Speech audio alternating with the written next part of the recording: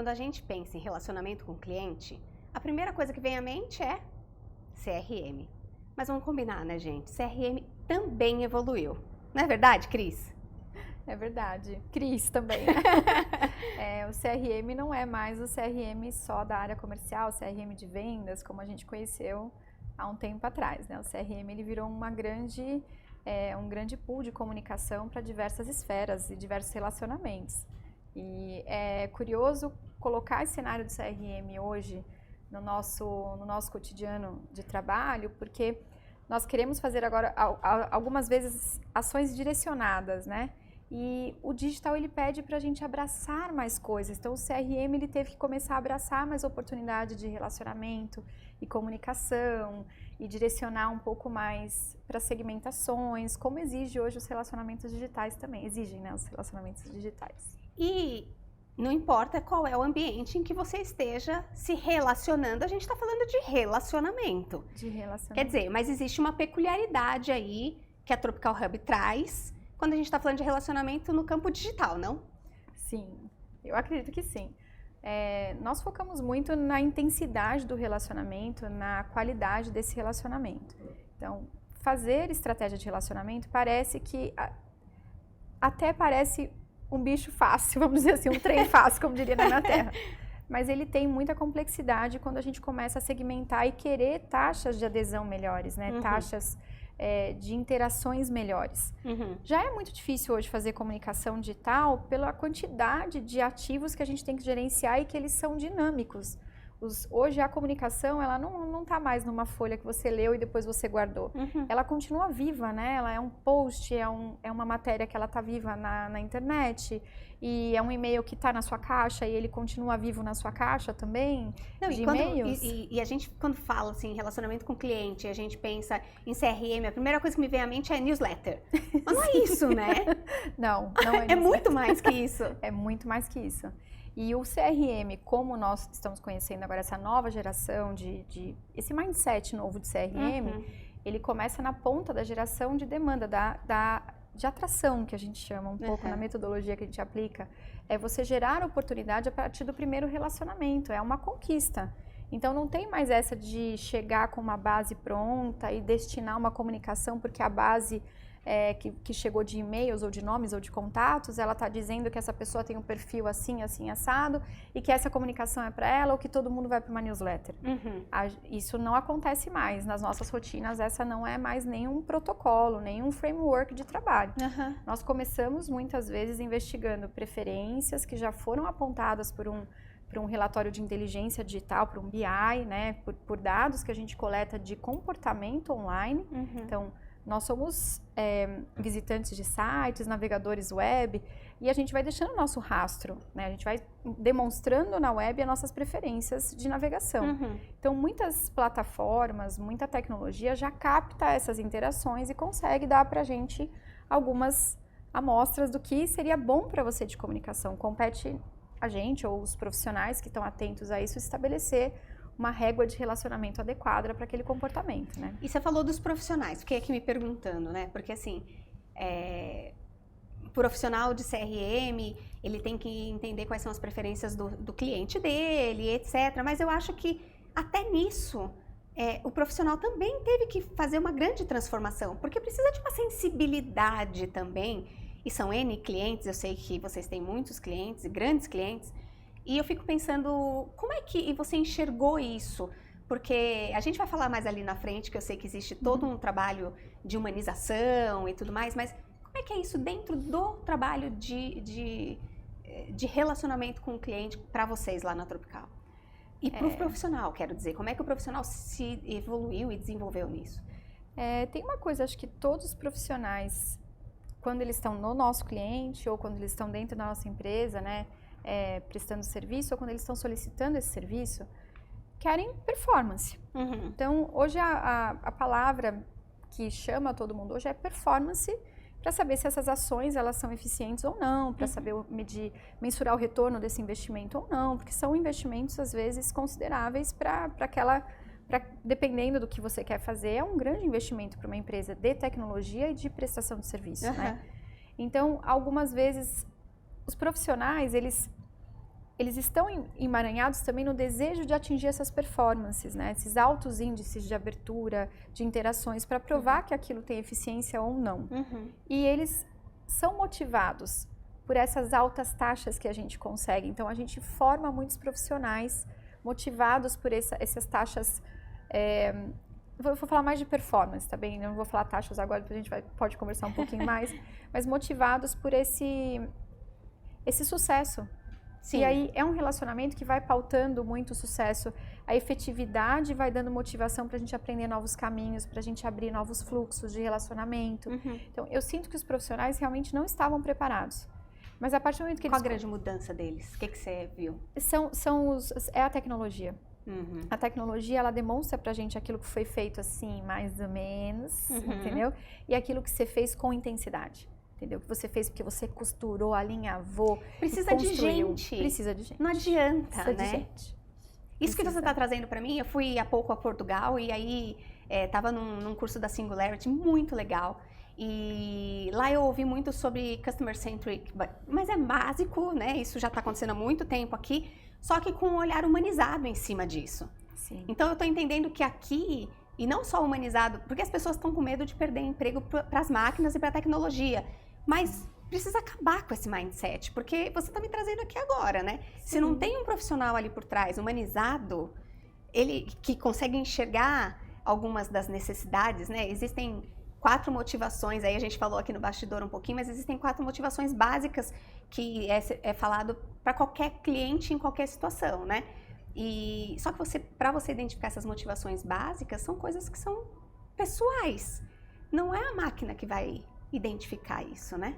Não. E por mais tecnologia que a gente use o dia inteiro, nossa empresa e a nossa rotina tecnologia são telas. Mas quem é que está por trás dessa tela? Quem recebe as nossas comunicações? Quem recebe as nossas interações? São pessoas. Então, no final do dia, a gente sempre está falando, no final do dia, no final daquela ação, a gente está sempre interagindo com uma pessoa. É muito importante, é muito legal isso, porque nós somos uma empresa de prestação de serviço. Sim. Né? Quem presta o serviço são as pessoas. Nós temos processos, a gente tem histórico, temos cases, temos frameworks diferentes, tem metodologias, mas o que acontece é que quem faz pra gente a grande diferença são essas pessoas que estão lá costurando os relacionamentos, pensando nas estratégias, pensando em como aquilo pode dar certo. Então, a motivação delas é muito importante pra gente, é muito importante pro nosso cliente. Como que a gente traz eles para esse jogo, para essa emoção? Porque é uma emoção, é uma adrenalina. Imagino. Né? É constante esse aprendizado, essa tentativa de acertar, esse mindset de experienciar o novo, de deixar as ideias virem, a gente experienciar, fazer teste AB, convencer o cliente, debater positivamente, né? Não é discutir e nem ter razão, mas debater positivamente é uma coisa que a gente promove muito dentro do nosso ambiente de trabalho. Com o cliente? Com o cliente. 4 mãos. Debate, Estamos 4 fazendo mãos. isso a 4 mãos. Não dá. Aliás, tem cliente que quer demandar, ou espera que aconteça isso de demandar. Nós não somos uma agência, né? A gente tem peças de comunicação, a gente provê algumas peças de comunicação que estão dentro da plataforma que a gente representa. Mas então, existe uma estratégia por trás. Exatamente. E essa estratégia precisa ser desenvolvida em conjunto. E quando o nosso cliente ele acha que tudo está atribuído a nós, né? A gente não consegue, porque quem conhece o mercado é ele, o mercado dele, de atuação. O mercado onde ele vende, onde ele protagoniza com as soluções, serviços e produtos dele. Nós temos estratégias, a gente tem essa sensibilidade. O que a gente faz é promover um ambiente onde as pessoas possam discutir, conversar, né, e fazer workshops. A gente faz muito workshop no cliente, é muito gostoso. E é deles que vêm as ideias. Sim. Porque são eles que conhecem os clientes deles, né? Mas eles contam uma história. Geralmente o pessoal comercial de vendas, né, a galera de vendas ajuda muito a gente. Porque eles contam a história daquilo que eles escutaram. Meu cliente, ele precisa disso, porque quando não tem o produto na gôndola dele, ele sofre isso.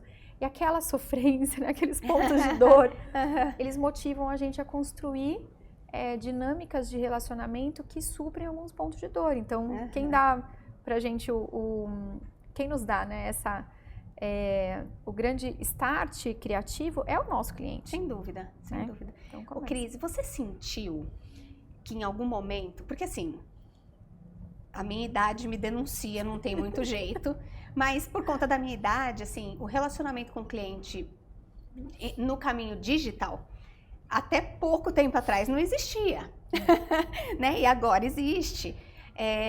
Mas você sentiu mais resistência ou mais empolgação em aderir a um relacionamento na linha do digital, com estratégias novas pensadas nesse mundo novo todo que a gente está vivendo? E aí, para acrescentar essa pergunta, se tinha resistência, você acha que a pandemia ajudou a isso explodir de uma vez? É muito legal essa pergunta. Eu acho que eu tenho que refletir aqui um pouco e falar refletindo, né?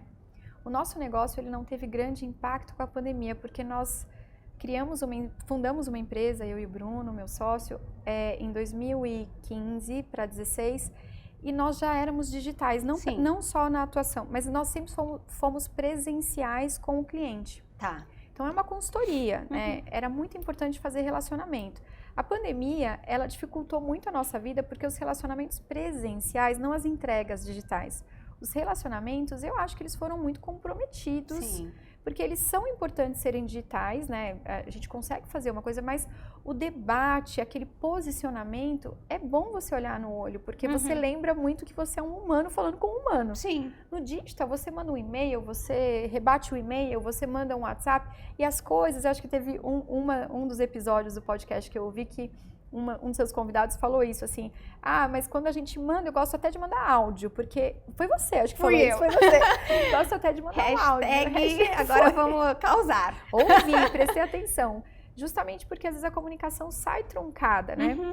Então nós já tínhamos processos digitais, muita coisa já acontecia no ambiente digital para nós, mas o relacionamento era feito na empresa, então a gente ia semanalmente, conversava, almoçava, tomava café, tinha tempo de saber dos filhos, isso facilitava a gente implementar o novo. Tá. Porque a gente sempre vai trazer um novo, né? A gente entra numa empresa, essa prestação de serviço do novo CRM, de implementar uma plataforma nova, ela é um processo de transformação digital.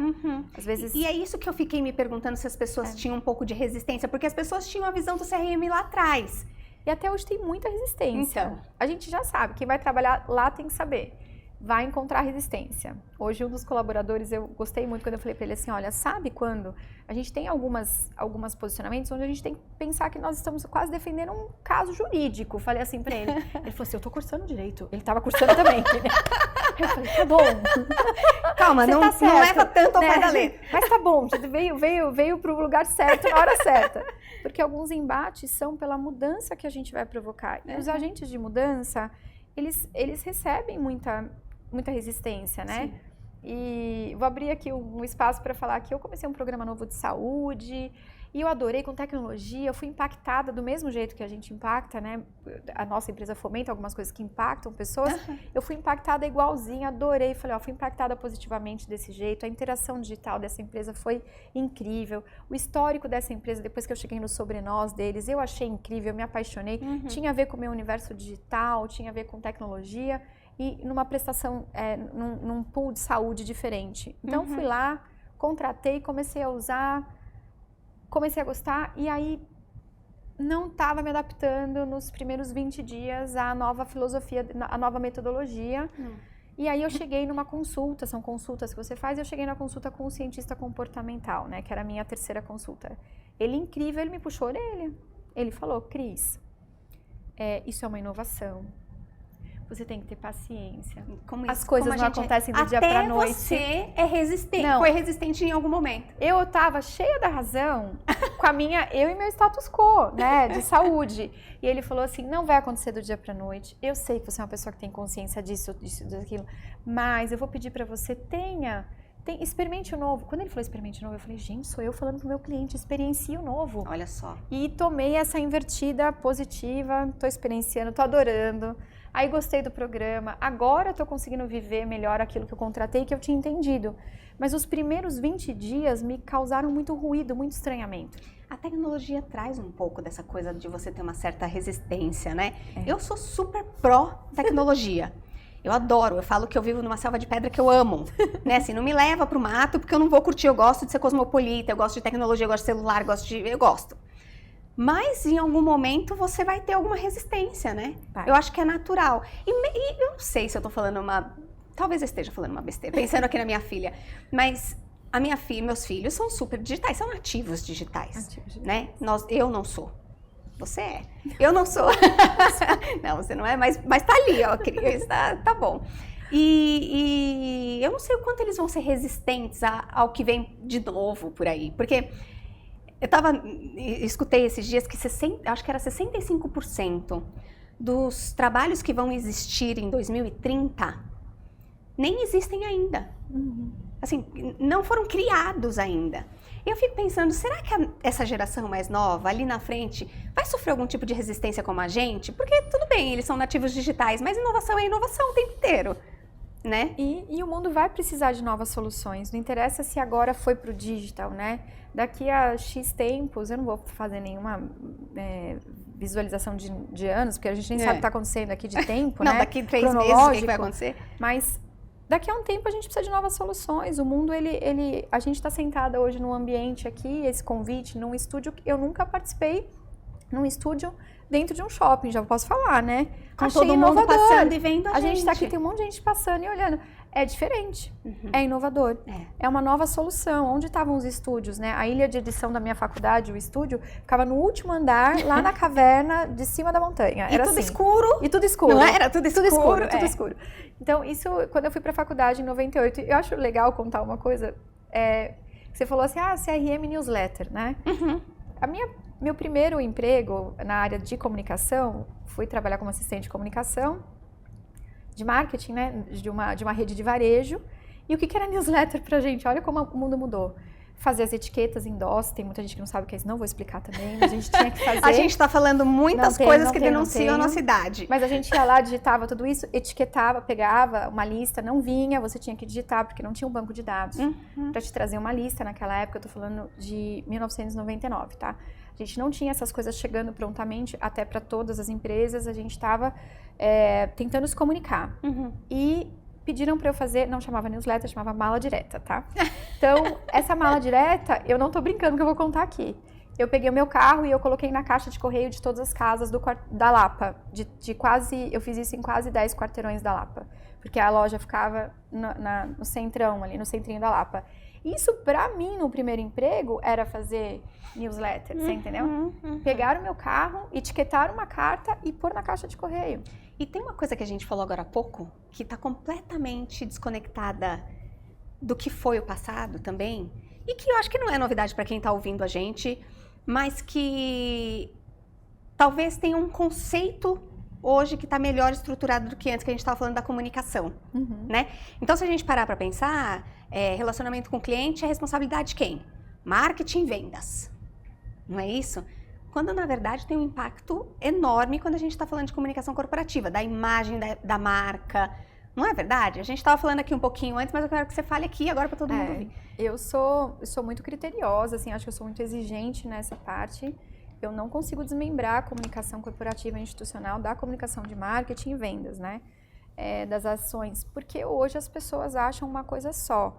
É um canal só, ninguém entra num site e sabe que nós estamos segmentados, porque aqui tem uma comunicação de marketing, ali tem uma comunicação de vendas e ali tem uma comunicação institucional.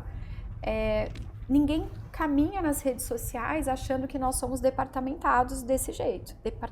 Como chama? Tá certo. Em silos. Em silos, obrigada. Que nós estamos silados, né? Quando acho que a gente tem um visitante, pensa na sua casa, na empresa que você trabalha, a gente não entra sabendo que você tem que procurar o departamento D ou o setor D desta forma. A gente acha que a gente chegou num lugar, por enquanto, momento 1. Então a comunicação, o CRM de hoje, o CRM que a gente trabalha, ele tem que estar atento a essa esfera macro.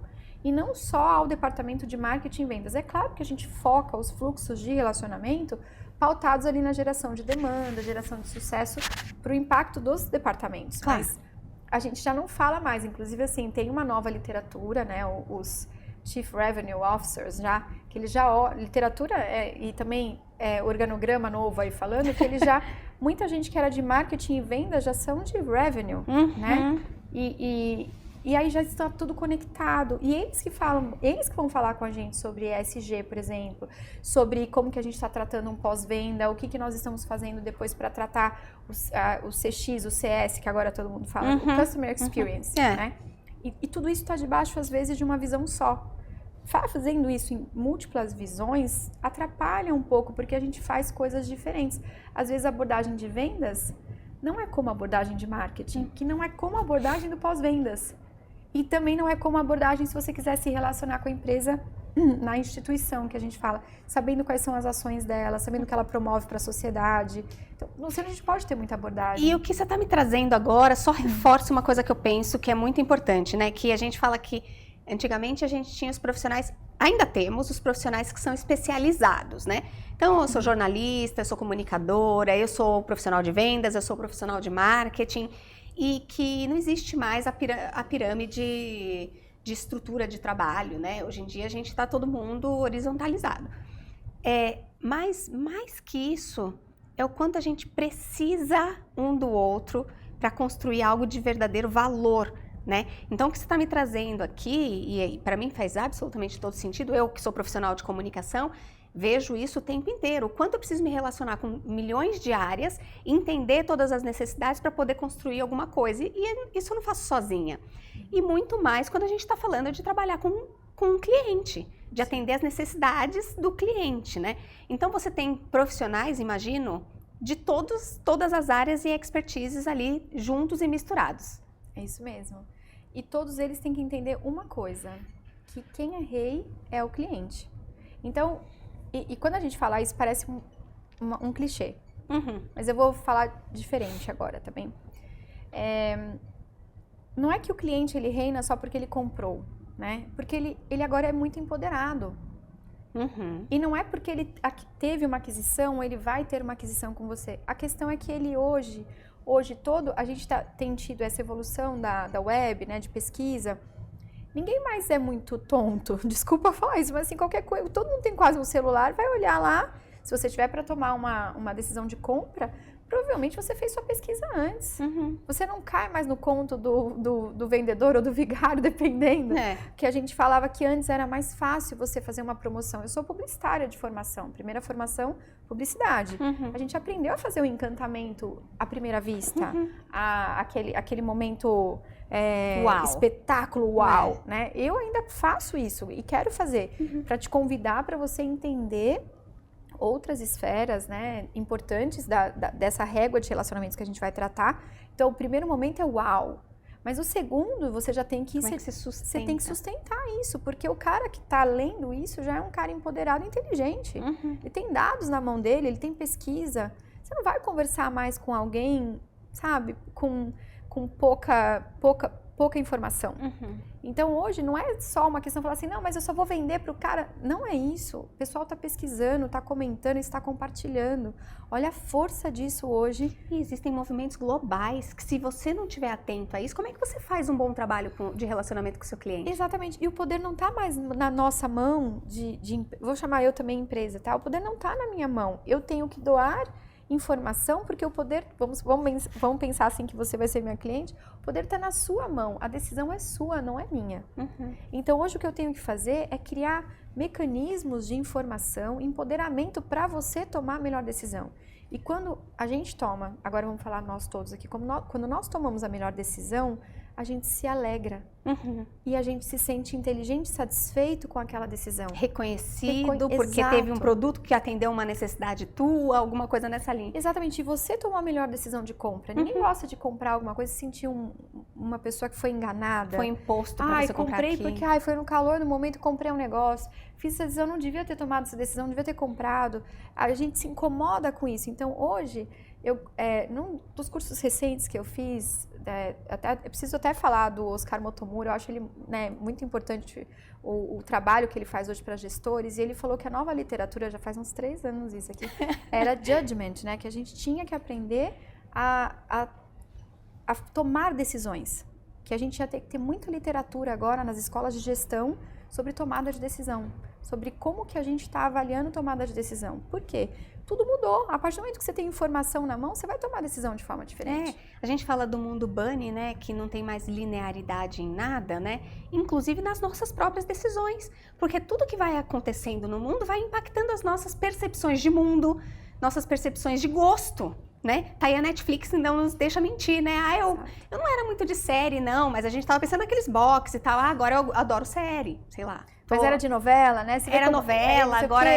E aí tem novela na Netflix, e eles também se adaptaram. Também. Você vê, outro dia assisti, ó, achando que era uma série, era uma novela, e eu falo, eu não assisto novela, mas assisti. Então, hoje, esse empoderamento que todo mundo pode ter a informação na mão, isso vale para comportamento de compra. Sim. E as pessoas foram entendendo isso. Acho que esse movimento que eu participo, eu já estou há 12 anos estudando essa área desses novos relacionamentos digitais, né? Já era de comunicação, mas 12 anos assim imersa nesse mundo, onde a gente olha primeiro aquele que vai receber a mensagem e o que ele precisa.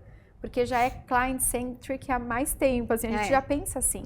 Então, tem empresas que pedem pra gente fazer, por exemplo, uma campanha. Vou simular aqui. Vou fazer uma campanha. Nós não pensamos da empresa para o cliente, a gente pensa do cliente para a empresa. Isso. E aí muda o jogo, por isso que de vez em quando tem ruído. Eles falam, não, mas aqui dentro o time de produtos falou que é isso, é de produto. Eu falo, eu sei que o produto é esse. Mas aqui dentro tem alguém que vai receber isso e que vai pensar daqui pra cá. E é maluco. É o inverso, entendeu? Não, e é maluco que você tá falando tudo isso, e obviamente a gente tá falando de um mundo corporativo, a gente tá falando de empresas que usam isso a favor de crescer os seus negócios. Tudo bem. Mas ainda lembrando ali da minha experiência de poucos dias lá em Portugal, que a palestra que eu assisti era específica disso, de como é que você trata com o cliente. E aí, eu vi um negócio muito bacana, porque no fim, todo mundo é cliente em qualquer ambiente. E uma das fotos que me impactaram muito lá quando eu vi, era de um padre, que durante a pandemia, ele sentiu a necessidade dos clientes dele, que são os párocos lá, os paroquianos, ele sentiu a necessidade de poder atender esses clientes que tinham a vontade de se confessar. Só que a confissão é um negócio que você tem que tomar cuidado quando você está com a pandemia, né? A respiração, você fica muito próximo, você não pode ficar numa caixinha fechadinha, que é o que normalmente acontece nas igrejas e tal. O que ele fez? Pegou 2 cadeiras, levou para o meio de uma avenida, que ficava praticamente em frente à igreja, colocou uma cadeira aqui, e colocou um totem do lado. E um buraco. Ele pensou no cliente dele. Exatamente. Né? Então, todo mundo é cliente. Dentro do meu condomínio, eu sou uma cliente, né? Aqui dentro, eu sou a cliente, por exemplo, né? Exatamente. E a gente estava muito habituado com um mundo que você aceitava as coisas, né? Exato. E nós estamos convivendo com um mundo que já tem soluções novas. Então, você perguntou sobre os nossos filhos, eu também tenho 2 filhos, e se eles vão ter dificuldade, eu acho que sim. Mudar não é bom, né? Diz que quem gosta de mudança é só caminhão é transportadora. Disseram isso pra mim uma vez, né? É só transportadora que gosta da palavra mudança. Mas chacoalhar as coisas para melhor, ela causa um ruído, mas depois ela tem o seu impacto positivo. A gente sabe disso também. Eu acho que eles vão estar mais adaptados a testar. E talvez eles estejam... A transformar. Eu acho que eles vão ter um pouco menos de resistência. A gente ainda tem bastante resistência. Me senti resistente nesse programa novo, sinto a resistência de cliente, sinto a resistência, às vezes, da equipe que chega com uma expertise e são ótimos no que fazem. Você fala assim, o jornalismo. A gente tem bastante jornalista trabalhando com a gente. Elas são pessoas muito bem treinadas, com expertises maravilhosas, mas às vezes nessa metodologia precisa da adaptabilidade. Sim. Então, a palavra adaptabilidade, ela tem tomado muita forma conosco, assim, no dia a dia. Falar, olha, somos seres em adaptação. Agora a gente tem que entender que a gente está evoluindo. Eu acredito que a gente não está mais no momento do mundo onde nós somos, as coisas são assim. O que são e ponto final. Não são. Né? Elas são assim porque são assim. Eu estudei em colégio alemão a vida inteira. As coisas eram assim porque eram assim. Então, a gente tinha só um jeito de entender, assim, entendeu? Aí, depois que você descobre que o mundo, ele tem muitas nuances e que, de repente, se você for por aqui, nem tudo é ruim, nem tudo é diferente. Diferente é, mas é possível. E, às vezes, é muito melhor. Mas se você não caminhar por esse trajeto de inovação que a gente fala, a gente não vai usar soluções melhores do mundo, a gente vai continuar dando soluções ruins para o mundo. Né? Agora tem outra coisa, né, Cris? Não sei se você concorda com isso, especialmente você é embrenhada aí na tecnologia. Mas a impressão que eu tenho é de que as pessoas estão com medo de perder o emprego para a tecnologia. A gente ouve isso o tempo inteiro, né? Ah, não, porque as máquinas vão substituir a gente, né? Mas assim, a gente começou falando disso. O tempo inteiro tem um humano por trás. Então, para mim, quanto mais a gente usa a tecnologia, quanto mais a tecnologia vem inovando, mais a gente precisa se humanizar. Sim. Né? Porque, inclusive, para a gente tirar proveito da tecnologia de forma que a gente melhore a nossa vida, melhore o mundo, para o bem, né? É isso mesmo, Cris. Eu vou pedir licença para contar um capítulo pessoal aqui, né? Eu tenho uma família muito empreendedora, né? Muitas iniciativas, tanto só de comércios ou também grandes iniciativas. Eu vi todo mundo chacoalhando muitos mundos, né? Meu pai é uma dessas pessoas e em determinado momento, eu lembro que eu tinha 14 anos, 13 para 14, ele chegou em casa com uma fita cassete. Nossa, eu já falei de mala direta e de fita cassete hoje, tá, gente? Estamos na casa dos 40, não é 80. Casa, tá? Mas é isso. Ele chegou em casa e colocou uma fita, colocou lá no vídeo e a gente tava, né, eu e minhas irmãs, minha mãe, a gente tava na sala esperando conversar com ele trouxe uma fita de automação. De uma tecnologia, automação logística. Na época, ele já tinha uma empresa de distribuição de mercadorias X e ele trouxe esteiras e transelevadores, coisas que nós olhamos tudo aquilo e eu lembro dele muito animado, porque ele tinha ido num evento de logística e transformação e inovação. E muito animado, e ele enfrentou grandes resistências, depois ele contava e falava, o pessoal não acredita, acha que todo mundo vai perder emprego, ele já falava isso. Lá atrás. As pessoas vão perder emprego, lá atrás, eu tô falando isso pra você há mais de 25 anos atrás, 25 a 30 anos atrás. E ele já falava assim, ninguém vai perder o emprego dessa forma, a gente vai se capacitar em coisas novas, as pessoas vão deixar de fazer trabalhos que são hoje desnecessários, né?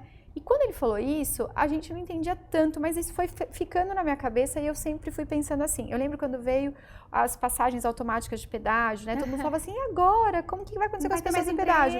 Eu falei, gente, mas a gente pode estudar uma outra coisa e ter uma outra atividade junto com isso. Quer trabalhar na estrada, quer trabalhar em alguma coisa parecida, vai ter oportunidade. E a empresa dele, só também concluindo, ela só prosperou.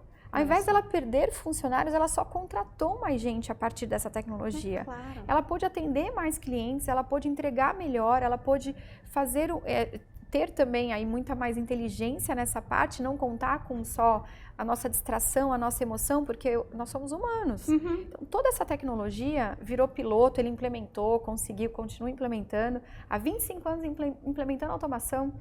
Então, eu já tenho no DNA... O não medo, pode ser assim, disso daí. O arrojo. O arrojo, com a tecnologia e de achar que ela não veio atrapalhar, ela só veio ajudar. E eu fui assistindo essas empresas e essas iniciativas com tecnologia, assisto meus clientes, quanto mais tecnologia, mais a gente contrata, entendeu? Mais a gente cresce, mais a gente expande. E tem uma coisa, né, Cris, assim, eu falei aqui que as pessoas estão com medo de perder emprego e tal, quer ficar seguro?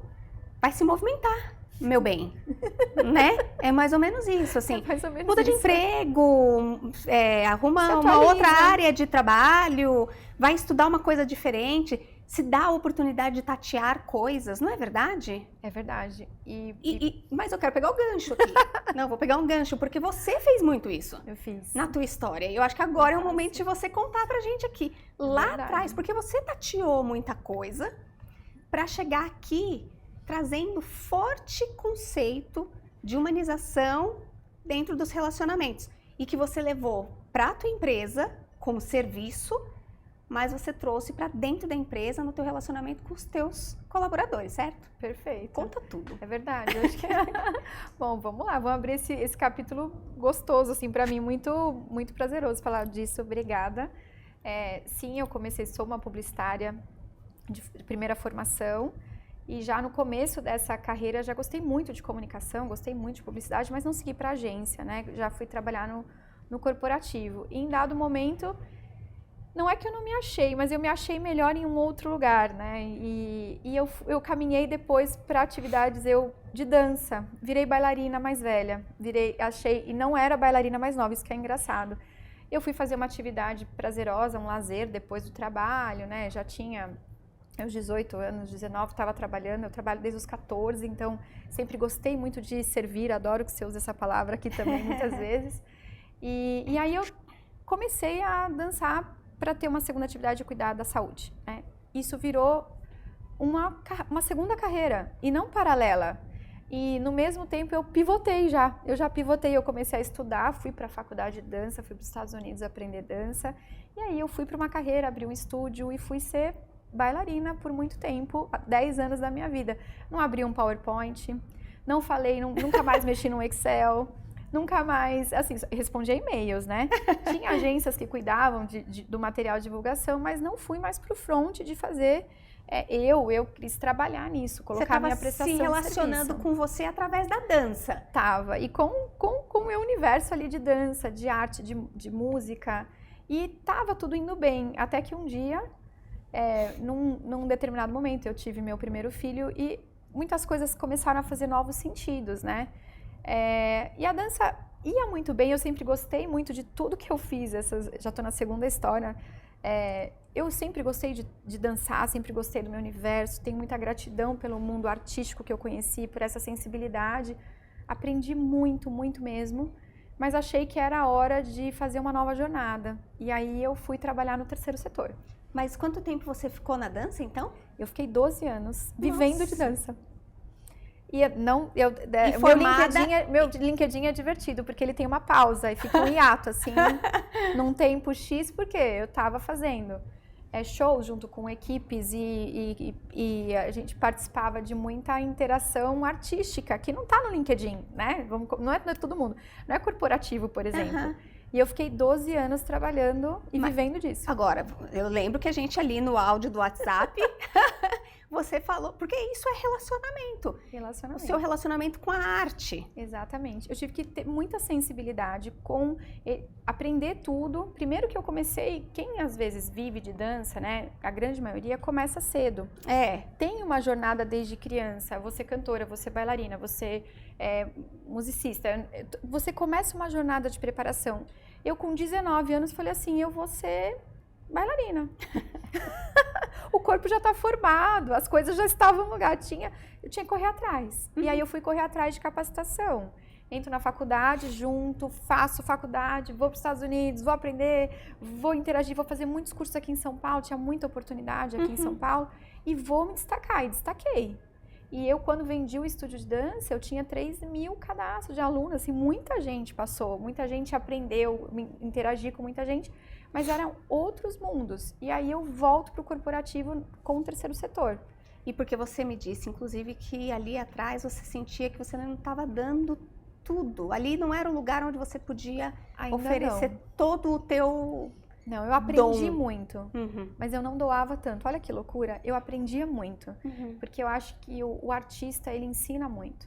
É muito bonito conviver com os artistas, é muito bom, é muito colorido, né? Mas eu doava pouco, porque eu ainda tinha necessidades financeiras também, eu tive um filho e falei que era hora de olhar para isso. Eu vivia bem, mas não bem o suficiente para o futuro. Se a gente pegar um paralelo com o meu livro lá com a videira, né? São 3 anos da videira se nutrindo para então começar um processo produtivo.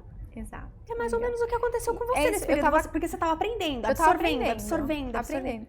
E aí eu entrei numa terceira jornada profissional para trabalhar com sustentabilidade, com o terceiro setor, e tive que aprender tudo isso de novo. Então vai capacitar, vai começar a entender, vai começar a fazer networking. Então eu estou na terceira jornada para dizer que todos esses momentos eu tive que fazer muito networking inicial. Imagina que eu era uma estranha no ninho, sempre. Ou seja, eu tenho que chegar e falar, oi, a gente leva um susto, né? Oi, quem é você? Não, mas eu não estava aqui fazendo isso há muito tempo, eu não tenho esse networking e tal. E aí eu tinha que me fazer e fazer esses relacionamentos. E por que você foi para a parte de responsabilidade social? Porque uma das empresas da família tem um braço social, educacional, e aí eu recebi um convite do meu pai, achei que era a hora de ouvir também um pouquinho assim... esse convite, muitas iniciativas, uma família empreendedora, como eu falei, eu achei que estava na hora também de me envolver com esse lado da família. Achei que era a hora. Para quem queria doar, era bom, né? Nada melhor, né? Uma responsabilidade social é o melhor caminho, né? Eu achei que meu pai foi muito sensível de me fazer esse convite e fui. E adorei, me apaixonei. Todo mundo fala que você é picado pelo bichinho do terceiro setor, né? O lado social da gente aflora nessa hora, aflorou. Eu me emocionei demais, eu entrei para fazer comunicação institucional, relacionamento, marketing, e eu fui muito bem, mas eu não estava prosperando, performando como eu achava que eu deveria performar. Mas não tecnicamente, você está falando. Eu acho que muito mesmo de executar a minha função. Porque eu gostava de tudo, tudo era muito bom, mas eu achava que faltava mais, eu achava que eu não tinha linguagem para me relacionar com as empresas, porque muito da área social necessita de uma boa interlocução com as empresas, com os financiadores, né? Então, o projeto social, ele precisa se relacionar bem com os seus stakeholders, né? E eu achava que eu não fazia um bom papel, e aí eu fui para a 4ª formação, aprender a falar de gestão estratégica de negócios, vou fazer um MBA na GV, eu falei, eu quero mais corporativo, quero chegar lá, eu quero encontrar todo mundo engravatado, porque eu quero saber o que pensa o povo que está pensando em business o tempo todo, o que é importante para eles, para você ver. De novo, eu vou fazer uma imersão para conhecer o outro, para que eu possa me relacionar com o outro. Olha como já é um papel diferente. Então eu vou para lá, né? Exatamente. E conheci, entendi que eu não tinha linguagem, entendi que eu não conseguia ainda, por que alguns projetos não iam para frente, redesenhei os projetos, eles foram. Então eu vi que depois que a gente tem a linguagem, que a gente tem até empatia com o outro, porque a gente acha de vez em quando que é uma obrigação do outro doar para a sociedade, que deveria ser assim. Isso era o que eu pensava na época, mas eu entendi que as coisas não se ajeitam desse jeito. Então eu comecei a construir relacionamentos que podiam gerar esse envolvimento de empatia. Mas me conta mais, por que você precisa? Posso escrever um projeto para você?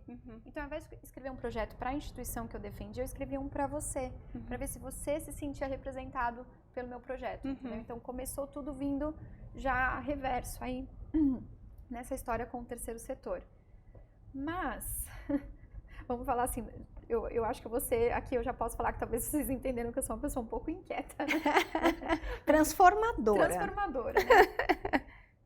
Fiz muita coisa boa, fiquei 6 anos atuando intensamente nessa área, já era uma pessoa, eu podia dizer que essa já era uma extensão, assim, eu era do terceiro setor, né?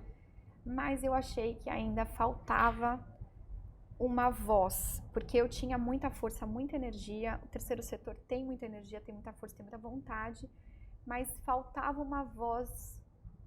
Eu precisava ter mais voz, não é que alguém precisava me dizer mais coisas também, mas eu precisava ter mais voz. E é assim que eu chego no ambiente digital. Eu comecei a ver que as instituições, os estudos lá no terceiro setor já falavam das interações digitais. Eu criei a minha conta de perfil de Facebook em curso de interação digital para o terceiro setor. Então, na época, a gente não estava falando de Facebook para o corporativo, a gente estava falando para social, para relacionamento, compartilhamento, e ainda parecia uma grande bobagem para as empresas. Sim, era cético, né, assim, você pensar que... Exatamente. Ainda ficava naquela descrença. Então, quando eu falo de voz, que eu gosto de ter uma boa discussão positiva, eu gosto de ter embasamento. E parecia que eu não tinha embasamento, porque eu falava de social media e o meu interlocutor, quem conversava comigo, falava, que social media, entendeu? Era muito raso, eles achavam que era tudo muito raso. Tudo muito raso. Não, mas isso vai impactar positivamente. Mas o que você está falando, entendeu? Então, isso eu tô traçando aqui uma trajetória, mais ou menos, estou falando isso em 2010, 2011, uma época que a gente não tava, a gente tinha muito papel ainda, a gente mexia muito em papel ainda, né? A comunicação se fazia em relacionamentos presenciais, em papel, etc. Enfim, fui estudar nos Estados Unidos e descobri a HubSpot, que é a empresa que a gente representa hoje no Brasil, e a primeira coisa que eu vi lá foi uma palestra sobre empatia e vulnerabilidade da Brené Brown. Sensacional, amo a Brené Brown. Eu também. Me escuta, Brené Brown. E quando eu cheguei numa empresa, eu não contei isso pra você antes, né, nos WhatsApps que nós trocamos. eu tinha um pouco de aversão ao corporativo. Eu fugi dele a vida inteira, porque eu achava que eu era demasiadamente sensível para um ambiente que precisa que você tenha tônus e queira e partir para cima. E eu de vez em quando eu falava assim, mas para que nós vamos, sabe? Para que tanta discussão? O mundo é mais simples. Eu já achava que o mundo se fazia de maneira mais simples, né? Algumas coisas. Então eu fugi do corporativo muitas e muitas e muitas vezes. E eu chego nele com 33 anos. Eu chego tarde nessa fila, de certa forma, eu chego muito tarde. Chego com 32 anos, eu chego mais ou menos. Para falar com pessoas que eu falo hoje, que já estavam há 20 anos fazendo as coisas que elas fazem, por exemplo. Mas eu fui me embasando e o digital me trouxe autoridade. Aquela voz que eu buscava, aquela comprovação de que o que eu falava não era uma groselha, desculpa falar isso aqui, mas que aquele blá blá blá que eu falava de interação, de relacionamento, de insistência, de fazer as coisas certas, assim, com as pessoas, pensando no outro, aquilo parecia parecia que ficava no ar. E aí, quando eu conheci a HubSpot, aquilo não era um blá blá blá. Tanto eles aplicam internamente, com o que eles fomentam como cultura, mas também na metodologia deles não era um blá blá blá. E toda vez que você aplicava a metodologia, pensando nas pessoas, pensando nessa comunicação reversa que a gente chama, colocando a pessoa no centro, as taxas e as performances, elas explodiam. Então hoje, eu consigo comprovar a eficácia de você ser atento, sensível e empático. Olha que loucura! Olhar para o outro como um ser humano que ele é. Exatamente. Simples assim. Simples assim. Você acha que ali foi um grande despertar seu para o que você tinha de dom para oferecer? Eu acho que foi. E os professores, os primeiros professores que nos ensinaram, né, que começaram a fazer os cursos da HubSpot para o mundo mesmo, todos tinham uma veia artística e eu me conectei muito rápido. Olha só. Porque eles se apresentavam assim, eu sou a Cris, fui bailarina por tantos anos, hoje estou aqui atuando em comunicação, eles falavam isso, então eu não precisava esconder que eu tinha sido artista por muito tempo. Você vê como a vida dá indícios o tempo inteiro e te dá oportunidades para traçar o teu caminho e chegar onde você tem que chegar, né? Incrível. E eu cheguei lá e falei assim, nossa, achei meus pares. Aqui eu posso falar, e tem mais um detalhe, quando eu chego lá, eles, né, aí eu já sabia disso um pouco quando eu cheguei, mas eles contam que eles nasceram para o terceiro setor. Então, quando veio a crise de 2008 nos Estados Unidos e todo mundo foi cortando as verbas, principalmente de marketing, né, vendas, eles tinham que alcançar as pessoas de alguma forma. E aí começaram a fazer pelas buscas digitais, era uma plataforma de SEO, muito disso para você estar em primeiro lugar com baixo investimento. Então, aquilo que a gente conhecia aqui, coloca a mídia, em dado momento, quando a gente está vivendo um momento de crise, essas verbas são cortadas. E aí você tem que ter um posicionamento orgânico relativo para você manter também a sua geração de demanda, de interesse, etc. E lá mesmo eles já fomentavam que nós tínhamos que fazer essa parte e pensar numa empresa sendo social, na comunicação, etc. E já fomentavam também iniciativas globais de apoio ao meio ambiente, ao social. Aí eu falei, nossa, achei os artistas, achei o terceiro setor, e achei o corporativo, e achei a comunicação. Cris, achei tudo. É aí que eu digo que não adianta a gente querer olhar para frente, conectando o que você está fazendo só agora. Só quando você olha para trás é que você consegue entender por que você passou por cada caminho, né? E a gente tem que olhar para tudo isso e eu acho, pelo menos é minha crença, assim, e foi para mim, isso é uma constante na minha vida, né? Se eu acho que tá ruim em alguma situação, eu tenho que olhar para aquela situação e pensar assim, mas tem uma razão para isso. Tem uma razão para isso e deixa eu tirar o lado cheio do copo agora. Deixa eu entender o lado cheio do copo. E você vê, né? Você tateou. É uma coisa que eu falo muito nas minhas mentorias, assim, vai tatear, tem oportunidade? Vai tatear, vai conhecer. Sim. E você tá falando uma coisa que o profissional hoje vai tá começando a fazer mais, que é você se aventurar em coisas que não estão necessariamente ligadas umas com as outras, né? Então você fez artes, dança, você foi para terceiro setor e de repente o mundo corporativo, né? Isso te faz uma profissional com uma experiência única, né? E a gente tem falado muito que as habilidades do futuro, do profissional do futuro é essa, né? De você ir aí tateando tudo, tal. A gente vai trabalhar por squad, vai trabalhar por projeto, você não vai ser mais um profissional que só é comunicador e etc. E você é percursora nisso, eu desconfio. Eu posso dizer que eu sou. Hoje eu consigo, agora que o mundo tem um olhar mais atento a isso e fomenta mais, os profissionais podem falar assim, olha, tô aqui falando com os meus mentorados, né? E eu posso sugerir isso para eles e etc. Isso é mais seguro, né? Como eu falei, o mundo mudou muito. Há um tempo atrás era um caminho só. Eu fui fazendo tudo isso e eu fui taxada de maluca muitas vezes e de responsável, isso acontecia, porque eu acho que é assim com todos os transformadores, né, os inovadores. E os teve disruptivos, né? Que agora tá bem falar disruptivos, e teve momentos que eu tive muitas dúvidas comigo mesmo, mas eu sempre tive uma excelente intuição. Se eu não sentir, não aconteceu, entendeu? E não vai acontecer. Outro dia até ligaram, assim, falaram, mas meu filho foi para uma excursão, e aí ligaram e falaram, seu filho não chegou. Eu fiquei muito assustada, mas eu falei assim, eu não senti nada, então não aconteceu nada, entendeu? Então, se a gente tiver esse olhar sensível, e eu fiz uma trajetória mais sensível no começo, portanto, eu não descarto aquilo que eu sinto. Claro. Eu não descarto aquilo que eu acho que é um caminho. E eles não me levam para lugares que eu não me orgulho. Me levam para lugares bons, é isso que eu queria dizer. Lugares que são bons. E descobrir essas coisas todas juntas, descobrir que a minha voz interna, essa sensibilidade com o outro, tem gente que fala assim, né? Tem gente que é de cachorro, tem gente que é de gato. Eu sou de gente, entendeu? Eu sou de gente. Eu sou assim, respira, eu sou. Também. Eu quero abraçar, eu quero encontrar, eu me alegro quando chega alguém, eu quero abrir o braço e falar, eu sou mineira, né? Então, na minha casa, é o que a gente fala assim, todo mundo é bem-vindo, é uma casa de portas abertas.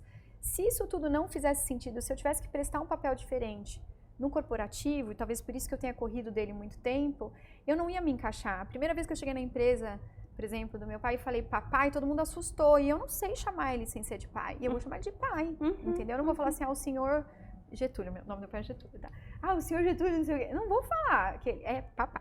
E eu abraçava ele com carinho na hora do almoço, trabalhar com ele. Você encontrou minha irmã, já trabalhei com a minha irmã, com a Lu, com a Márcia. Vou dar um beijo pra elas aqui, senão eu vou falar só de papai e de mamãe, vai ficar com ciúmes, é um ciúme, né? Não trabalhei muito com a minha mãe ainda, mas também encontro ela, não vou falar. Minha mãe é autora de livros, uma profissional super valorizada na área dela, psicóloga, doutora. Mas eu não vou tratar com essa formalidade. Não porque só eu seja filha, porque eu sou de gente. Quando eu encontro, E as pessoas precisam ser mais de gente. Exato. O World Economic Forum tem dito, o profissional do futuro, o desafio dele vai ser se relacionar. Vai ser se relacionar. Não é mais a tecnologia que todo mundo está desesperado, eu preciso me tecnificar. Não é isso mais. E você vê, eu não tenho, talvez eu acho que essa seja um pulo do gato, eu não tenho medo da tecnologia, porque eu também não tenho medo de gente. Medo de gente que eu falo assim de relacionamento, né? Então, eu posso usar a tecnologia para fazer isso desta forma. E eu também ganhei voz, né? Usar a tecnologia não é usar de mais frieza, não é usar de insensibilidade, é justamente você aproveitar um novo canal, é você aproveitar uma nova oportunidade para gerar uma interação. Eu não consigo falar com todos os meus amigos mais como eu falava antes, por exemplo, mas eu consigo mandar um áudio. Sim. Eu consigo compartilhar alguma coisa pelo Instagram, pelo LinkedIn, pelo Facebook. Então, são tecnologias que chegaram para aproximar. As tecnologias não estão fazendo cortes com a gente. A gente é que está decidindo usar ela para esse viés, né? E tem que saber usar inteligentemente, né? O que eu acho que a tecnologia causa, não sei se a gente falou isso um pouquinho mais cedo, é que ela às vezes causa uma sensação de ameaça a quem está relutante com ela, né? E ela não pode ser uma ameaça, porque ela é o seu futuro. É inevitável. Então, um profissional hoje que não consegue os nascidos digitais, eles não vão ter que trabalhar com isso. Mas eu quero trabalhar por muitos e muitos anos. Eu acho que a gente tem uma vantagem de que a gente pegou justamente a transição, né? Então, a gente conheceu aquilo ali atrás, a gente foi passando por uma transição gradual aí, né? Eu tinha datilografia, né? E depois eu fui pro computador. Sim. E meus filhos não, seus filhos não. Não, já é na tela. Já é na tela, e é touch, né? Touch. Tem mais essa, né? Os meus filhos me vêm digitando no computador e eles falam, nossa, mas como você consegue digitar desse jeito? Aí eu me gabo, né? Falo, eu fiz datilografia. Então, assim... Aliás, outro dia meu filho falou pra mim assim, mãe, todo mundo acha que você é uma mãe muito chique e moderna. Eu falei, filho, por que você acha que a mãe é moderna? Ele tem 15 anos, né? Ele falou assim, porque você digita rápido. Viu só? Eu achei Temos engraçado. uma vantagem, temos uma A vantagem. gente digita rápido, e eu acho que eu nem digito rápido, mas eu achei engraçada a associação dele com o que era ser chique e moderna, era digitar rápido. E agora eu quero trazer um outro ponto aqui que eu acho que foi muito bacana nas nossas conversas prévias, então você fugiu do mundo corporativo, porque você era uma pessoa mais intensa no relacionamento e que não via problema nisso no mundo corporativo. Aliás, vou fazer uma parte. Trabalhei no grupo Pão de Açúcar e eu me lembro como se fosse hoje que o Valentim dos Santos Diniz, que era o pai do Abílio, só chamava o Abílio de doutor Abílio. Ele não chamava de filho e o Abílio não chamava ele de pai. E é isso que você trouxe um pouco, né? Você chamou de pai e as pessoas estranharam. Bom, aí retomando então esse ponto, aí você decidiu que você ia ter a sua empresa para poder chamar todo mundo do jeito que você quisesse, é isso? Isso mesmo. Eu decidi, chegou um dado momento que eu decidi que eu não podia mais ficar sem isso. Era ar para mim, né? Quem trabalha comigo aqui não me deixa mentir, pode deixar comentários aí. Eu recebo as pessoas com muito carinho. Eu adoro falar carinho, eu adoro falar amor, eu adoro falar coração. Não tem jeito. Eu gosto de falar isso dentro da empresa e eu precisava criar um ambiente que a gente possa falar isso. Falar isso para mim é cuidar das pessoas. Uhum. Eu acho que mais do que só me relacionar, eu gosto de cuidar das pessoas. Eu gosto de saber se elas estão bem, se o nosso ambiente promove um bem-estar, se aquilo que elas estão desenvolvendo faz bem a elas. Não estamos dizendo que a gente é perfeito. É uma empresa jovem de 6 anos. A Tropical Hub tem 6 anos. Tá. Eu tenho essa história toda aí, mas essa iniciativa, a constituição dela, do jeito, com essa cultura, é jovem. Uhum. Então, às vezes, nós precisamos de mais processos, precisamos de mais profissionais, precisamos de mais e mais e mais, como toda nova iniciativa. É uma startup já saindo do estágio inicial, mas ainda tentando se adaptar a ser uma coisa para o mundo novo, né? E o que é um mundo novo para mim que é lindo? É esse mundo onde a gente pode manifestar afetividade. Eu não tenho uma relação liderança-liderado desta forma. Eu tenho uma relação de afetividade com eles e de preocupação, e eu quero que eles tenham comigo também, para ser sincera. Se eu não falei isso para ninguém até hoje, estou dizendo que é gostoso quando eles se preocupam comigo também, não é só um papel. Claro! É mútuo, é uma troca mútua. Quando eles perguntam dos meus filhos, eu acho uma delícia. Se perguntar dos meus, a gente sorri só de falar filhos, né? Ui, falou dos filhos, a gente já está feliz. Então, se eu não tivesse num ambiente assim, eu não poderia ser tão colorida, talvez. Talvez eu tivesse me apagado. Sim. Então, eu fugi muito do corporativo. Eu já tive você se oferece inteira agora. Exatamente. Né? Porque o que eu sei, e que aqui eu acho que é um recado importante pra gente deixar, né? Para as pessoas que estão aí no mundo corporativo, e eu conheço muitas pessoas assim, que são 50%, né? Muitas vezes até se divide. Eu sou assim no trabalho e eu sou assim em casa. E as coisas não se misturam. Ah, não, porque ali não cabe. Ali não é ambiente para isso. Né? Talvez não seja. Muitos lugares não são, de fato. Mas se você é assim, vai em busca disso, né, Cris? Exatamente. Eu tive que buscar. Eu tinha feito uma promessa para mim, depois da primeira iniciativa de empreendedorismo, com arte, né, com dança, eu fiz uma promessa para mim de que eu não ia empreender mais. Porque eu achei muito árduo esse trabalho. É muito difícil empreender, fazer tudo, porque você tem que ter múltiplas inteligências, múltiplas atenções e desilusões muito rápidas, e só você, de vez em quando, naquela iniciativa. E eu tinha falei assim, não quero mais isso pra mim, chega. Mas eu vi que minha palavra não vale de nada, entendeu? Suas promessas não são cumpridas. Minhas promessas não são válidas. A oportunidade que eu tive, e eu comecei a empreender, essa eu também não te contei, Cris. Ah, meu Deus. Eu começo a empreender porque eu fiquei grávida, eu fui para o mercado de trabalho, eu saio de uma oportunidade que eu estava e quando eu fui para me colocar à disposição de novo do mercado de trabalho, eu tinha algumas propostas em mãos, eu descubro uma gestação. Uma novidade pra gente, pra mim, né, meu marido naquela época. Eu fui tirar uma semana de férias com meu filho e descobri uma gestação. E aí eu não consegui mais ir para o mercado de trabalho, muita coisa desmoronou, porque eu estava iniciando uma gestação e eu não ia mentir isso numa entrevista, não ia omitir, né, isso numa entrevista.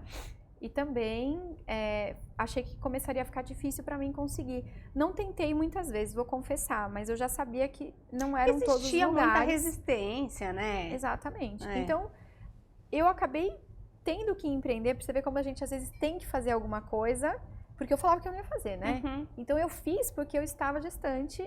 E aí eu trabalhei, então eu abri uma empresa e tive a minha segunda filha, tudo junto.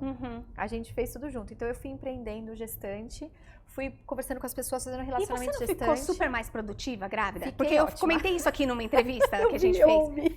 Eu fiquei super produtiva grávida. Eu fiquei super produtiva, as pessoas se preocupavam muito comigo, porque eu tinha um barrigão desse tamanho e eu tava na lousa, eu tava escrevendo, eu desenho muita estratégia, eu levanto, eu falo muito com os braços, deixa eu até tirar aqui que você falou pra eu não ir muito desse lugar. E eu tava assim, só que eu tinha aquele barrigão, né? E tinha gente que enquanto eu falava, vinha junto comigo, tipo, pra segurar minha barriga. Eu quase tirei o microfone agora. E aí, tá vendo? Eu não paro muito quieta às vezes. E aí o que acontece é que a galera tinha até aflição por mim, porque eu tinha muito movimento, né? E na primeira gestação eu era bailarina. E eu fiz todos os cursos, workshops, não sei o que, e com aquele barrigão também. Dancei grávida e tudo mais. Olha só. Não tinha às vezes, né? Gestação não é nenhum impeditivo pra nada, não, né? Eu tinha meus momentos de soninho, aquelas coisas que a gente tem normal, mas eu tinha também muita responsabilidade, né? Sempre veio ondas de responsabilidade, não tinha jeito. Então você tem que fazer, vamos fazer.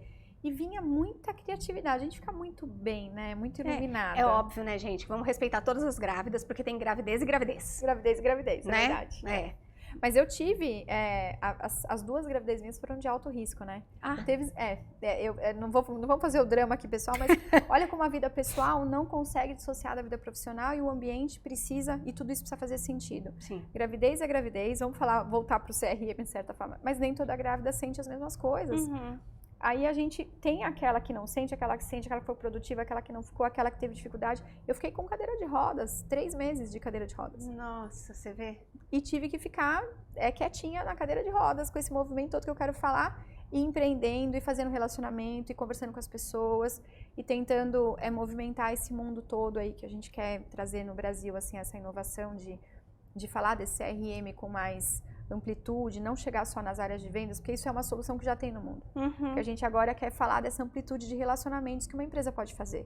E aí eu tenho que chacoalhar, eu tenho que falar, né? Tenho que falar. Né? Sensacional. E aí eu não paro muito quieta nessa hora, mas é isso, não dá pra dissociar os mundos, não. Vida profissional, pessoal, é a mesma coisa. Cris, a tua história é incrível. Não, adorei. Aposto que as pessoas aqui vão comentar muito, vão gostar muito também. Eu acho que tem um ensinamento, não só um ensinamento, mas um exemplo pra gente olhar e abrir mão um pouquinho dos medos, né? Eu falo no livro da poda, a gente tem que se podar dos medos, né? Porque tá aqui um exemplo clássico de alguém que foi se aventurando e tudo isso serviu como munição para que agora você estivesse fazendo o que você está fazendo tão bem nesses últimos 6 anos, e não só para os teus clientes, mas para dentro de casa. Então, primeiro de tudo, eu quero te parabenizar por isso. Parabéns, que legal. Eu estou muito feliz com a tua vinda aqui. Obrigada. Obrigada. E olha, gente, eu vou colocar tudo sobre a Cris na descrição desse episódio. E vocês vão saber também sobre a Tropical Hub. Eu vou colocar tudo lá. Cris, obrigada. Obrigada, Cris. Eu que agradeço a oportunidade. Eu tô adorando o seu projeto. Já virei fã. Adorei as entrevistas. Estou me sentindo muito honrada de estar aqui. Muito obrigada. Você é uma extraordinária. Obrigada. Obrigada.